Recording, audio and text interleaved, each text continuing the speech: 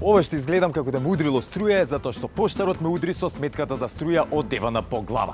На неа пишуваше за остана долг. Па сега брзам да ја платам да не ми исклучат струја, па да не можам да се испеглам. Како на пример сега.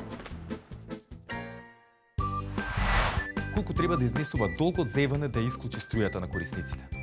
Супер, Марко, но ако ми дозволиш, пред да тргнеш, би сакала да ти објаснам неколку работи. Како прво, корисникот се исклучува поради пречекорување на рокот за плаќање на фактурата, а не поради висината на долгот. Второ, како појава што е најчеста за исклучување е неовластено користење на електрична енергија, како и неважечки договор, односно неажурирани податоци на корисникот. Ти благодарам. Чиста сметка, долга љубов и долги ракави за пеглање.